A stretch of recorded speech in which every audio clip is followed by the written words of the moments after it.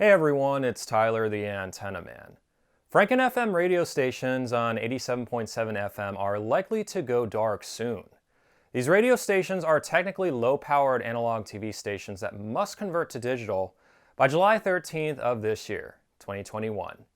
Station owners are looking for a solution with the FCC, but one large organization is trying to stop them.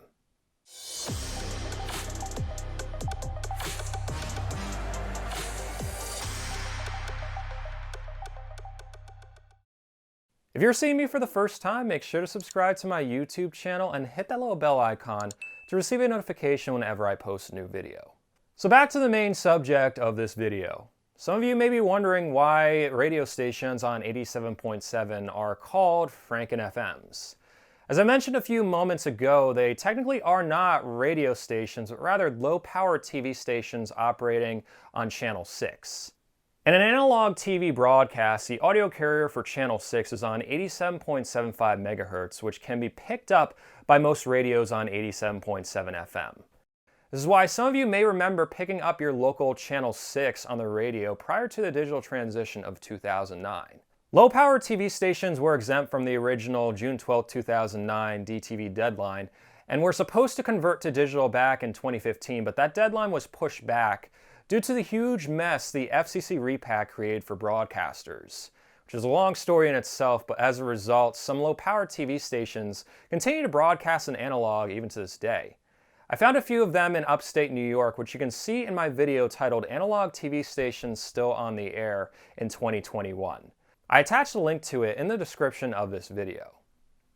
Most low-power TV stations on Channel 6 took advantage of their unique situation to launch a radio format since radios could pick up the audio on 87.7 FM, hence the term Franken FM. There are dozens of them currently on the air, most with ethnic and niche formats. Popular 87.7 FM radio stations include MeTV FM in Chicago, Guadeloupe Radio in Los Angeles, and Nueva in DC. The fate of these TV or radio stations is up in the air as the FCC is mandating that all analog TV stations still on the air must fully convert to digital by July 13th of this year, 2021. If this happens, radio stations heard on 87.7 FM will no longer be picked up by a radio, only on a digital TV set. Throughout the years, broadcasters have tried to work something out with the FCC to continue broadcasting an analog audio signal on 87.75 MHz. Despite the potential progress, one organization is completely against these Franken FM radio stations and is petitioning the FCC to make them go away for good. Now think for a second, what organization would want these radio stations, which provide niche content to underserved audiences, to completely go dark? Maybe a large commercial radio company like iHeartMedia or Cumulus? Not quite. Would you believe the organization trying to kill the 87.7 FM radio stations is National Public Radio? Oh, the irony. Last year, NPR complained to the FCC that low-power TV stations operating as radio stations on analog Channel 6 are, quote, a grossly inefficient use of spectrum that prevents public radio stations from expanding their signal coverage or otherwise offering a multiplicity of additional public service programming for the American public. Now, despite NPR being a well-respected news organization, a part of their statement is completely false. 87.7 FM is not going to be used for anything else besides VHF Channel 6 for TV. Public radio stations can't expand to this frequency because it isn't a licensed FM radio frequency. It just happens to pick up the audio carrier of an analog TV station broadcasting on Channel 6. NPR also claims that Franken FMs can pose significant interference issues to nearby radio stations, yet these 87.7 FM stations have operated for decades with very little complaints.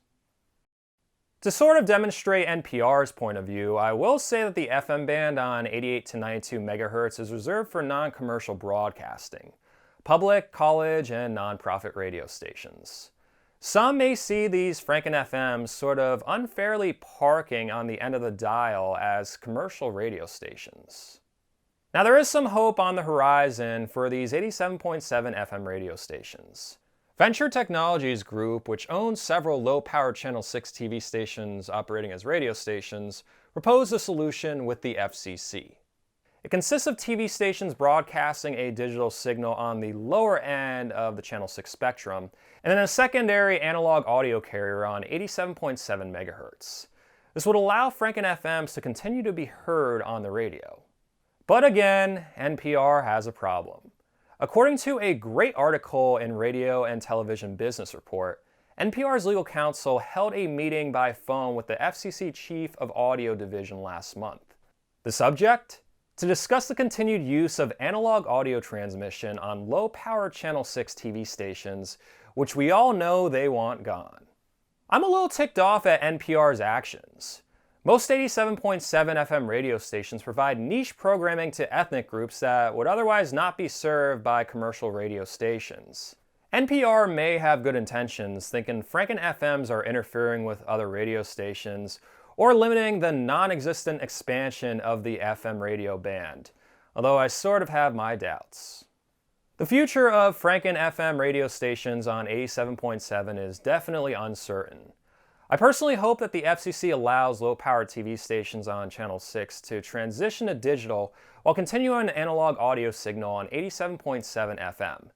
That way, the radio stations will still be heard on FM radios after July 13th. However, NPR might have a lot of influence on this matter. There are a lot more NPR radio stations than there are Franken FMs in the United States.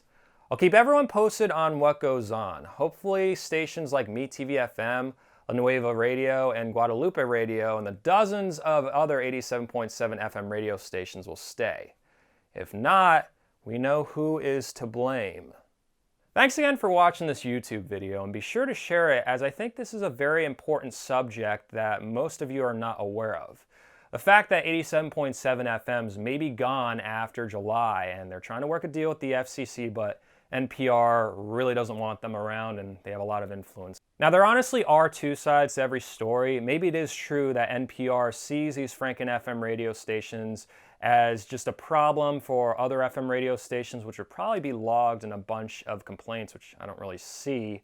Although I kind of feel, more or less my personal opinion, and you make the final decision, is I just think NPR is kind of taking advantage of their situation. They don't want any competition at that end of the dial. They want it to all be news and the certain things that they put out. They don't want someone to go a little bit left to the dial and hear something cool and then realize NPR is actually kind of boring. A huge thanks to everyone who supports me on Patreon or is a member of my YouTube channel. If my videos have helped you cut the cord, or you just think they're cool and would like to help support them while gaining exclusive perks, such as behind-the-scenes content, access to my videos ad-free 1 day early, and direct contact with me, visit patreon.com/antennaman or click the join button in this video. If you're on Facebook, you can like my Facebook page at facebook.com/antennamanpa. If you're not on Facebook and would like to receive email updates when I post new videos, feel free to sign up to my email list. I attached a link in the description of this video. Stay tuned to my YouTube channel for more cord cutting and antenna related videos, and have an awesome day.